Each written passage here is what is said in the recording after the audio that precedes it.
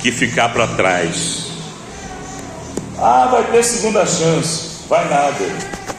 Segunda chance já teve. Foi quando Jesus veio e eles crucificaram a Jesus. Quem está entendendo, diga amém. A igreja agora, ela tem que se preparar para subir e não para ficar esperando Jesus aqui embaixo da terra. Porque quem ficar para trás, não haverá segunda chance, e o juízo de Deus será sem misericórdia.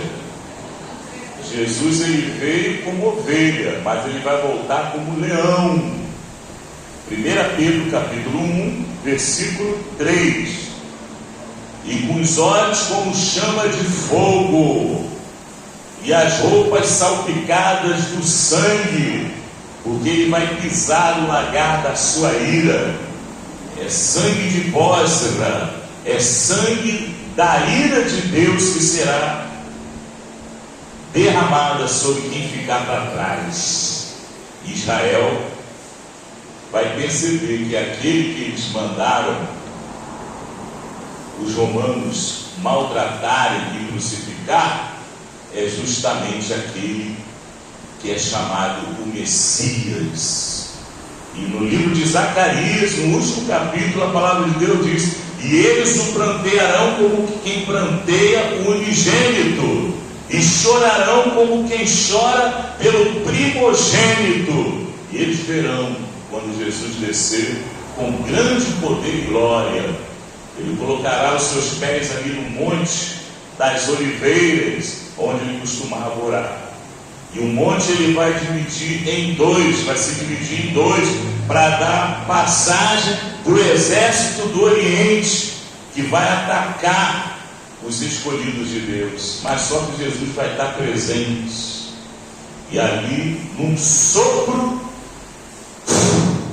ele vai jogar por terra todo o exército do anticristo. E ali será lançado o falso profeta e o anticristo no lago de fogo, juntamente com os seus seguidores. Quem são os seguidores do falso profeta? São aqueles que viraram as costas para Jesus. Você não pode amar a dois senhores. Ou você ama um, ou você ama outro. Ou você é crente, ou você está do outro lado. Se você ficar em cima do muro, você é um alvo fácil para quem está do outro lado. Você tem que pular para o lado de dentro. Você tem que se unir com os fiéis, os verdadeiros filhos de Deus. Quem achou, diga amém. 1 Pedro capítulo 1, versículo 3. Ação de graças pela esperança da salvação. Quem achou, diga amém. Então vamos lá. Bendito seja o Deus e Pai de nosso Senhor Jesus Cristo, que, segundo a sua grande misericórdia, nos gerou de novo para uma viva esperança, pela ressurreição de Jesus Cristo dentre os mortos, para uma herança incorruptível, incontaminável, e que se não pode murchar, guardada nos céus para vós, que mediante a fé estáis guardados na virtude de Deus para a salvação, já prestes para se revelar no último tempo, em que vós grandemente vos alegrais, ainda que agora importa, sendo necessário, que estejais por um pouco contristados com várias tentações, para que a prova da vossa fé, muito mais preciosa do que o ouro que perece e é provado pelo fogo, se ache em louvor e honra e glória na revelação de Jesus Cristo. Amém, igreja? Podeis assentar, igreja do Senhor. Desocupe as vossas mãos e glorifique a Deus com palmas alegres, maravilhosas. Igreja, 10 minutos, talvez menos, porque já fizemos esse preâmbulo, essa introdução, né? Esse prefácio. Os irmãos já estão cientes do que está acontecendo. Mesmo aqueles que não se atualizam, né? Não se preocupam, eu não tiro a razão não, né? Tem tanta coisa para a gente se preocupar, né? E o que há de vir virá e não tardará. O que tem que acontecer vai acontecer, né? A Bíblia diz lá em Abacuque capítulo 2, né? Versículo 4, que um pouquinho de tempo, e o que há de vir virá e não tardará. Mas o justo viverá da fé. Então você não precisa ficar atualizado com o irmão Péricles, né? Eu preciso me atualizar, porque quando eu subir no púlpito, eu tenho que passar algo para a igreja, né? Como uma admoestação para aqueles que estão reticentes, para aqueles que estão na dúvida. Será que esse Israel que está aí é o Israel da Bíblia? Não é outro Israel, não. Não, irmão, é o mesmo Israel, é o mesmo povo. Eles não aceitaram a Jesus, eles estão esperando Jesus, eles estão esperando o Salvador até hoje, só que o Salvador já veio, eles já mandaram o Salvador lá para a cruz. Eles ainda estão esperando, só que a igreja, ela já sabe de tudo isso. Não há necessidade da igreja estar na terra. O único motivo de nós estarmos aqui, irmãos, foram as palavras que o Senhor Jesus deixou para nós, as últimas palavras: ide por todo o mundo, pregai o Evangelho a toda criatura. Quem crê e for batizado será salvo, quem não crê será condenado. As últimas palavras. A igreja está na terra para isso, não é para a gente ficar brigando entre si, não é para a gente ficar falando mal de um, falando mal de outro. Outra vez o irmão mandou lá um post, irmão, lá para o meu WhatsApp. Meu Deus do céu, falando mal do missionário, falando mal da família do missionário. Irmão, o que eu tenho com isso? Quem está entendendo? Perde tempo com tantas coisas, escandaliza o novo convertido. Quem está entendendo, igreja? Quem está percebendo que está tudo rimado aqui a palavra? Quem está percebendo que está tudo rimado? Você não percebeu não, né? Mas está tudo rimado. Então, irmãos, a gente precisa se preparar e anunciar o Evangelho. Senão a igreja, irmãos, ela perde a razão dela existir. Se a igreja ela não ficar firme naquilo que aprendeu, aquilo que nós colocamos no nosso coração como sendo a palavra e a vontade de Deus, se nós abrirmos mão, se nós começarmos a seguir o costume do mundo, a gente vai perder todo o significado. A igreja ela vai perder toda a graça, toda a unção. Mas por que não tem milagre? Tem gente que está falando, né? Para mim ainda tem, eu vejo milagre todo dia.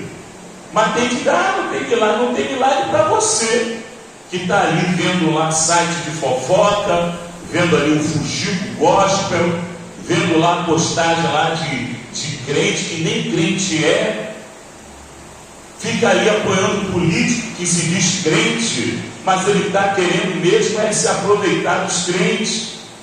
Nós devemos, irmãos, olhar para cima, devemos olhar de onde vem o nosso socorro. O nosso socorro, ele vem do Senhor que fez o céu e a terra. O nosso socorro vem de Deus, igreja. Quem está entendendo? Pode bater palmas e dar glória a Deus, igreja.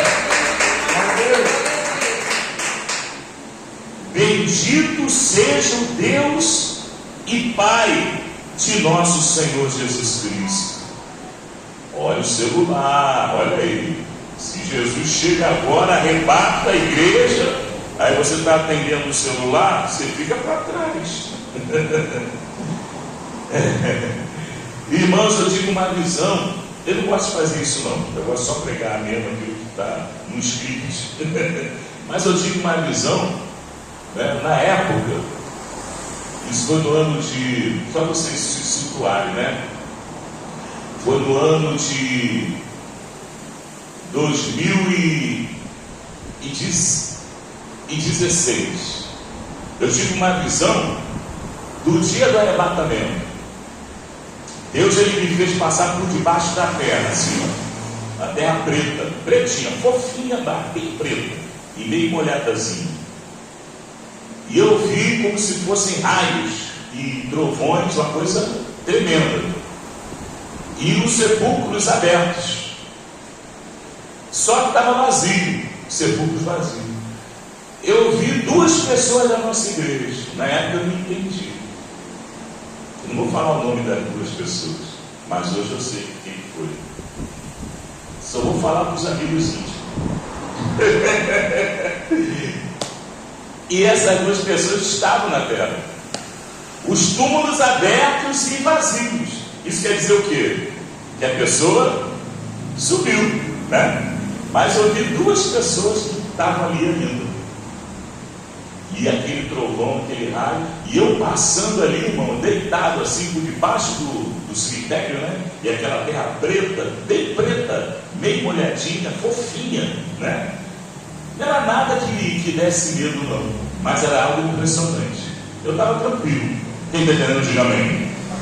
Aí eu passava deitado assim, via aqueles túmulos assim, vazio, e vi algumas pessoas da nossa igreja Deus Amor ali ainda. E essas pessoas ficaram. Irmãos, nós não podemos brincar com a nossa salvação. Uma coisa que o diabo ele luta muito é na distração. A pessoa, na hora que vai, né, se reunir na igreja, a pessoa, muitas vezes, a preocupação é saber se a igreja está cheia, se a igreja está enfeitada, né?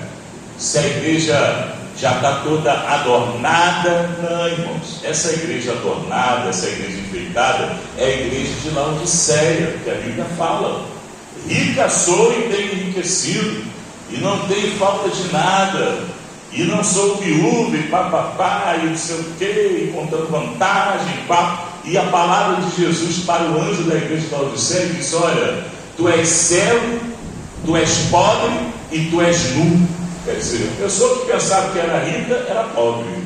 A pessoa que pensava que sabia de tudo, quando muitas vezes encontra aquele pregador com anel de doutorado, de PhD de teologia, ele pensa que sabe de tudo, vem até com uma pose, né? Bebe um copinho de água ali bonitinho, alguém traz, ele bebe, obrigado, não sei o quê, e chama de vários títulos de reverendo fulano de tal, e a pessoa tem uma pose, né? Deixa a barba crescer para parecer mais, né? Sábio, né? Tem sabedoria nenhuma em deixar a barba crescer, muito pelo contrário. Quem está entendendo, diga bem. Mas o crente, irmãos, ele não pode ser Laodiceia. A igreja de Laodiceia era a figura de muito tipo de crente nos nossos dias. Serve tanto para as 7 igrejas da Ásia, como serve também para as igrejas de hoje em dia que nós vivemos. Então a igreja, ela tem que se afastar de tudo aquilo que traz distração. O crente ele tem que buscar o batismo com o Espírito Santo? Tem. O crente tem que santificar? Tem. O crente tem que cuidar quando colocar os pés dentro da casa de Deus? Tem. Não vai chegar barbudo lá na reunião de obreiros, quer ver irmão barbudo lá. E não levou beliscão, não. O pessoal ainda até riu, irmão. Vai assustar as crianças. Não, irmão, não é não. Tem que puxar a orelha. Bate palmo da glória a Deus, igreja. Tem que puxar a orelha. Lá no livro de Números, a Bíblia diz que um casalzinho lá, né? Um judeu arrumou uma namorada lá na terra, lá dos midianitas, né? Balaão ensinou Balaque a lançar tropeço, fez uma festa mundana do lado do arraial de Israel, e ali o irmãozinho foi lá na festa e voltou com uma namoradinha lá, que arrumei lá na festa lá do midianita. Aí Finéias, que era da tribo de Levi, pegou uma lança, lançou a lança atravessou aquele casalzinho tão fofinho, tão bonitinho, no meio da congregação. Quem já leu isso na Bíblia? E Deus honrou a tribo de Levi, Ó, a tribo de Levi agora vai ser a tribo de sacerdote, vocês vão ser honrados. Que Deus, ele não gosta de brincar com o nome dele. Às vezes a pessoa está brigando, ele está numa discussão e começa a falar o sangue de Jesus e que Deus se arrependa. Irmão, ou você briga, ou você clama o sangue de Jesus. Não pode usar o nome de Deus em vão. Quem está entendendo, levanta a mão. Igreja, se prepara. Eu não estou aqui dizendo que Jesus vai voltar amanhã, mas olha, os sinais são muito fortes. Fica toda a igreja de pé. Que Deus abençoe, meu irmão. Baixou? Vamos orar. Quem entendeu a mensagem? Entendeu? Você sempre entende, né? Está vendo como é que o semblante dele está diferente? Deus fazendo a obra, não é? Vamos orar. Levanta bem alto a sua mão para o céu. Todos dando glória, glória, glória, glória, glória, glória. Deus vai trabalhar. Oh Espírito do meu Deus, será que vai ser dessa vez?